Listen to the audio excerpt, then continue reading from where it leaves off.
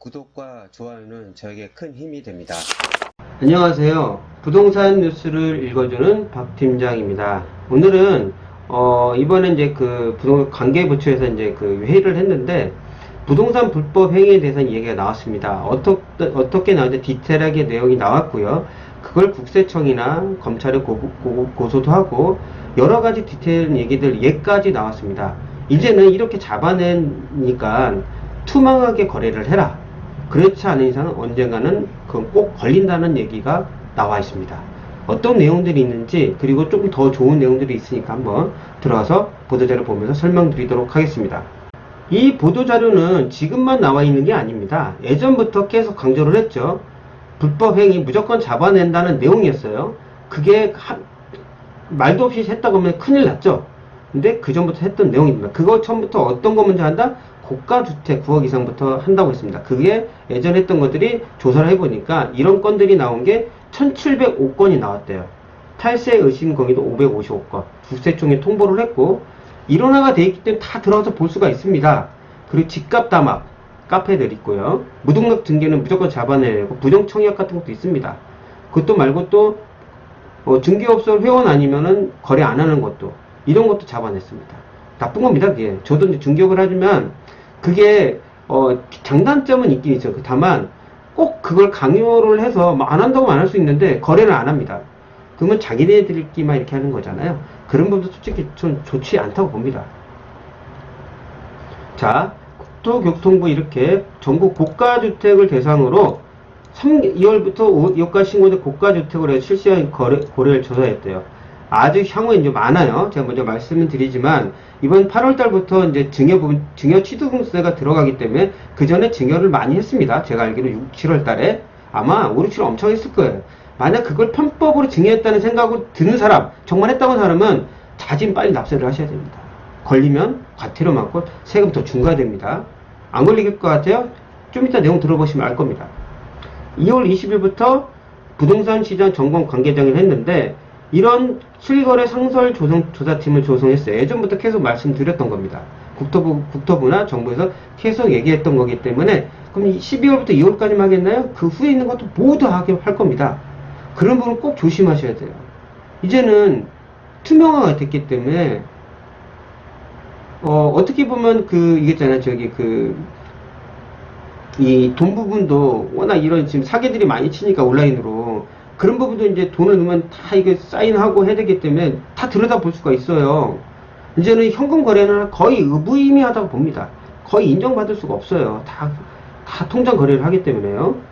이번 조사를 보게 되면 이렇게 작년 12월, 2월 달까지 신고된 것만 한 거래요. 그 1705건에 대해서 이제 의심 거래가 1705건이라고 합니다. 그 냈던 재료들 들고 철저한 검토를 진행하였다고 합니다. 그 부분에서 이제 내용은 나온 겁니다. 실거래 조사 결과 친족 등 편법 증여, 친족도 이제 편법으로 가족들이 편법 증여하는 경우도 있고, 형제끼리 이제 금액들이 다운해서 할 수 있고, 자기가 법인인데 자식들이 있으면 자식한테 돈을 더 많이 주는 거죠. 왜냐면 주식 부분이 적은데도 많이 줍니다. 왜? 다른 집을 사기 위해서. 그러니까 그거는 합법적으로 줬다고 있다고 할 수 있겠죠. 근데 그거는 우리 개인적으로 생각해도 이해가 안 되죠. 왜냐면은 본인들이 직장 다니는데 주식이 한두 개 뺏기고 사장이 많아요. 나 많이 받았으니까 너 줄게 하는 분이 있습니까? 단 한 명도 없죠? 다 걸려든 겁니다. 법인자금부터 해가지고요. 명의신탁 약정까지 하는 것도 8건입니다. 명의신탁은 뭐냐? 명의를 딴 사람, 내가 이제 사게 되면은, 다세대 되고 세금이 많이 나오니까 A라는 친구한테, 야, 너 저 명의 좀 빌릴게. 명의신탁, 그리고 그건 내 거야. 그래서 명의신탁 약정을 합니다. 이런 부분도 이제 걸려요. 왜냐면 그 사람이 돈이 낼 수 있는 안 되는 능력이 보이기 때문에 돈이 왔다는 거 다 찾을 수 있잖아요. 이렇게 세금 탈루 다 찾아낼 수 있습니다. 그런 것도 8건을 경찰청에 통보했다고 합니다. 이제는 다 걸려요. 과태료를 부과할 예정이라고 합니다. 이런 것도 더 소명자료 분석을 고도화했다고 해요. 이제는 조금 의심사라는 거 일부러 하지 마세요. 불안하면 어떻게 삽니까? 저도 웬만하면 이제 고객들 오잖아요. 이런 부분에 확실하게 얘기를 합니다. 운이 좋으면 안 걸리고요. 운이 좋으면 안 걸린다고 얘기합니다. 운이 좋으면 안 걸린다고. 그게 뭔 말이냐? 다 걸려요. 이제 얘기를 합니다. 저희도 이제 그런 계약을 안 해요. 옛날에는 이제 깜깜이 이랬지 그런 거래를 할 수가 없습니다. 자, 이런 얘기들이 나왔는데 제가 좀 디테일하게 설명드릴게요. 국세청 통보 사례, 법인 배당 소득을 아까 제가 말씀대로 자식한테 준 거예요. 왜? 집을 사기 위해서. 왜? 근데 보유지분은 얼마 없어. 더 많이 준 거예요. 내가 있는데 우리 사장이 나한테 더 많이 줘요? 안 주잖아요. 당연히 편법증으로 보죠. 이분들은 이 세금 말고 더 많이 나옵니다. 알죠? 걸리면 어떻게 되는지. 왜냐면 합법적으로 증이 아니라 이거는 편법증이잖아요. 그럼 세금이 폭탄 맞습니다. 가족 간 저가 거래 이건 상당히 많았죠. 이런 부분도 이제는 거의 걸린다고 보셔야 됩니다. 왜냐? 다 들여다 볼 수 있거든요. 가계약금을 이렇게 하고 계약일도 이렇게 거짓 신고하는 경우도 다 걸립니다. 왜? 통장을 보면 다 알 수가 있거든요. 이런 부분도 조심하셔야 돼요. 이런 부분이 그 전에 상당히 많았어요. 이런 부분 정말 조심을 하셔야 됩니다. 계속 제가 말씀을 드리는데 고객들한테 정말 조심을 하셔야 됩니다.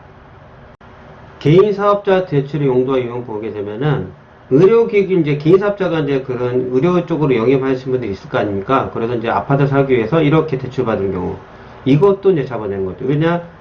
목적으로 의료기기 목적으로 대출받은 건데 그걸 집을 산다는 거는 이것도 이제 걸리는 겁니다.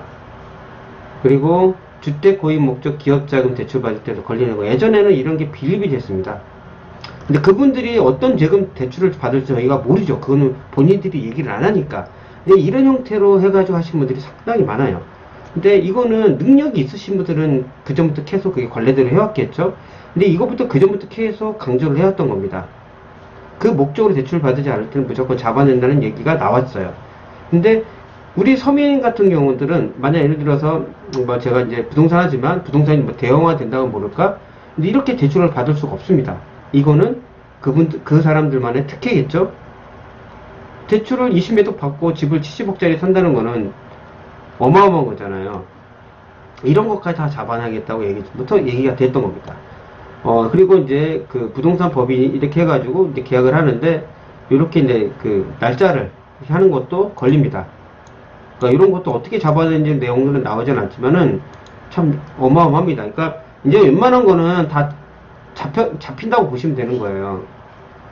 그래가지고 검찰에 송치하는 것도 있다고 합니다. 하나 계약 잘못하면 이런 일까지 벌어집니다. 그리고 아까 처음에 말씀드린 이제 그 비현황 공동중개를 거부하는 행위도 이제 잡혀 들어간다고 합니다. 이제 신고 들어가요. 그러니까 이런 부분도 상당히 이제 조심스러운 게 되었습니다.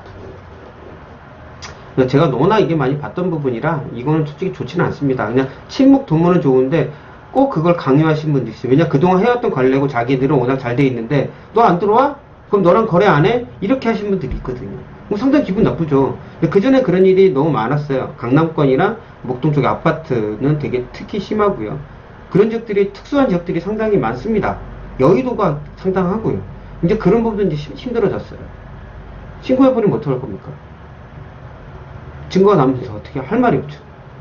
그런 부분도 이제 못하게 되고요. 그리고 위장 전입 이런 부분이 이제 되게 심했던 부분인데요.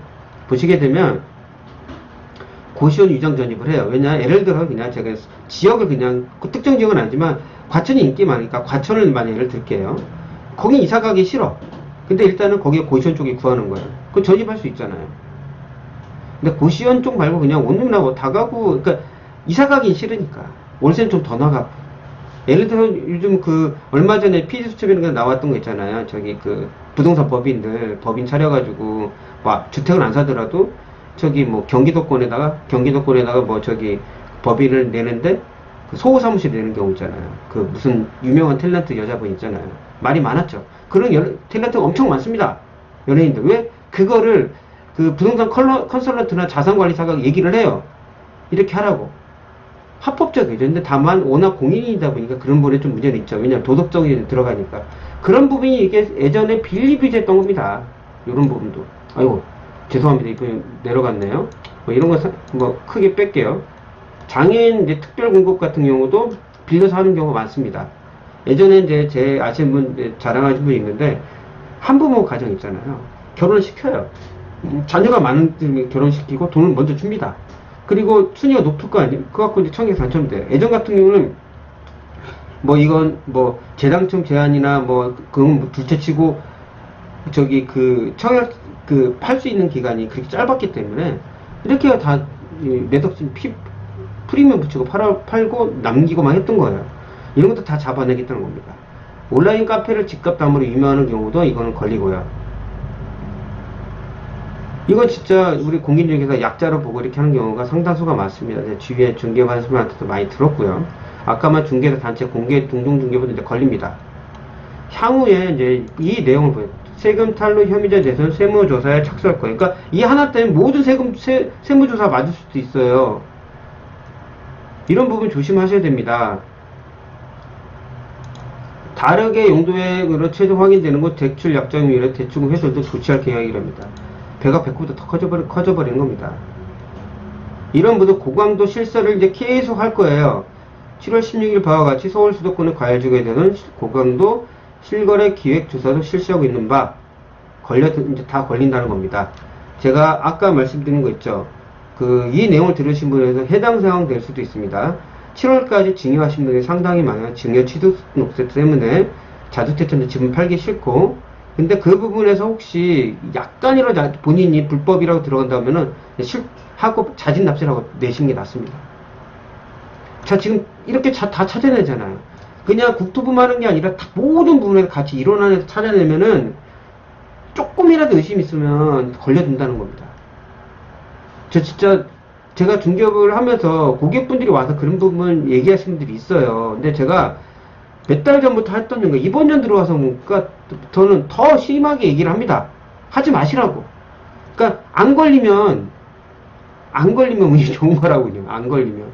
옛날에 걸리면 재수없다고 했잖아요. 이제 안 걸리면 운이 좋은 겁니다. 뭔 말인지 모르겠습니다. 옛날에는 걸릴 일이 거의 없으니까 걸리면 재수없는 거고요. 요즘은 거의 걸려요. 안 걸리면은 재수가 좋다는 말입니다. 말이 약간 틀리지만 엄청나게 차이가 나는 겁니다. 안 걸리면 재수 좋은 거예요. 그 세무사도 그렇게 얘기합니다. 저는 아예 그런 일은 절대 안 해요. 그러다가 하나 계약 잘못했다가 계속 몸들이 눕거든요. 불안하잖아요. 아예 안 하는 게 낫습니다. 중개업자도 다운 일 자체도 안 하고요. 그거 하나 자체가 걸려들면 내 소중한 자격증 날리는데 어떡합니까? 안 하죠. 조심하시길 바랍니다. 이런 부분 다 여기 모니터링 한다고 합니다. 이렇게 감정원 신고센터와 인터넷 광고 모니터링 위탁관리 교육에서 적극적으로 단속하고 필요시 수사해 나갈 거다. 이런 부분도 하니 이런 부분도 정말 조심하셔야 됩니다. 요런 부분은 있겠죠. 저는 큰 문제가 없으니까. 그러니까 제가 오늘 들려드린 내용은 이제는 부동산 당연히 투기로 살 수도 있죠. 합법적으로 하면 상관없습니다. 약간의 이런 옛날에 편법을 했던 것도 이제 안 돼요. 개인적으로 대출 주택 살려고 다른 걸로 대출받아 하는 것도 안 돼요.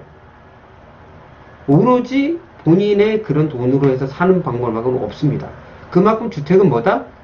거주 목적이 투기 목적이 아니라는 걸 계속 강조를 하는 겁니다. 다른 걸 사세요. 그냥 상업용 건물을 거기까지 들어보지는 않고 고가 주택 이렇게 주택으로만 쳐다보잖아요. 오늘 말씀드린 힌트는 거기에 있습니다. 아까 제가 7월달까지 증여하신 분들도 그 내용도 말씀드렸고요. 오늘 들려드렸던 내용은 부동산 불법 거래 행위들은 거의 근절된다고 보시면 되는 겁니다. 혹시 자기가 그 전에 했던 부분이 좀 미지근한 거 있으면 자진 납세하시고 빨리 조금이라도 덜 손해보게 그냥 클리어 하시길 바랍니다. 오늘 들려드렸던 내용 조금 도움이 되셨다고 하면은 구독과 좋아요 눌러서 정말 감사하겠습니다. 다음에 더 나은 부동산 뉴스로 찾아뵙도록 하겠습니다. 끝까지 들어주셔서 정말 감사합니다.